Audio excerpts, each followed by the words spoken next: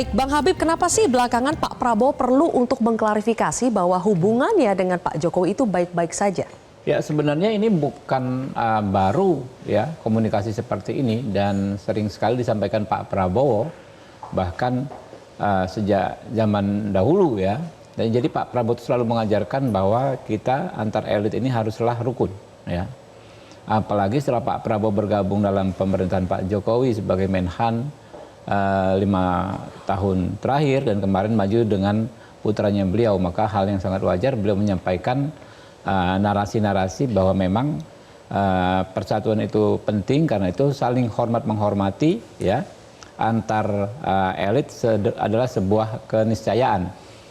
Zaman dahulu pun ya, di tengah situasi berkontestasi saja Pak Prabowo selalu mengatakan bahwa melarang kader-kadernya ya untuk menyerang sosok pemimpin yang berbeda berbeda posisi ya, berbeda kubu politik dalam konteks pribadi ya. Bukan hanya dengan Pak Jokowi ketika dulu berkontestasi misalnya dengan Pak Jokowi dan ada Ibu Mega dan lain sebagainya, Pak Prabowo tegas-tegas dan itu selalu diwanti-wanti. Intinya Pak Prabowo menginginkan ya elit-elit kita ini bersatu. Kenapa?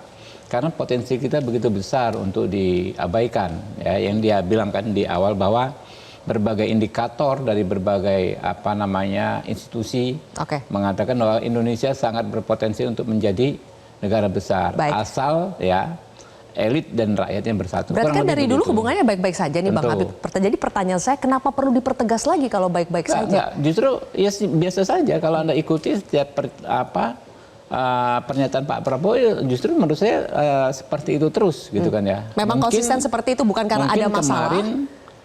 Kemarin eventnya adalah memang Rakernas ya, di mana Pak Jokowi hadir ya, dan itu tentu Pak Jokowi adalah tamu yang paling spesial di antara tamu-tamu yang lain, wajar di-mention. Tapi kan Pak Prabowo juga men-mention Pak Surya Paloh, semua di-mention. Tahu saya para ketua umum partai politik, bahkan Ibu Megawati pun ya kan dipuji oleh Pak Prabowo kan bahwa saya nggak ada masalah dan lain sebagainya. Nah, kenapa jadi muncul ini seperti seolah-olah ada masalah, Bang Habib? Karena isu keretakan hubungan Jokowi Prabowo itu berhembus pasca adanya demo besar-besaran menentang revisi Undang-Undang Pilkada. Kita review sedikit, 2 bulan pemirsa jelang pelantikan Prabowo sebagai presiden, malah muncul demo besar yang dipicu rencana Balik DPR menganulir putusan MK soal threshold dan juga batas usia pencalonan. Prabowo diduga terganggu dengan dinamika politik pemerintahan akhir-akhir ini dan tidak ingin hal itu mempengaruhi pemerintahannya kelak. Kemudian pada saat Kongres penutupan Kongres PAN tanggal 24 Agustus lalu, Prabowo menyinggung ada pihak yang terlalu haus kekuasaan. Prabowo menyatakan politik yang baik dan dapat meraih kekuasaan atas izin rakyat. Namun masih ada pihak yang terlalu haus kekuasaan sehingga kekuasaan hendak dibeli, hendak diatur sehingga merugikan suatu bangsa.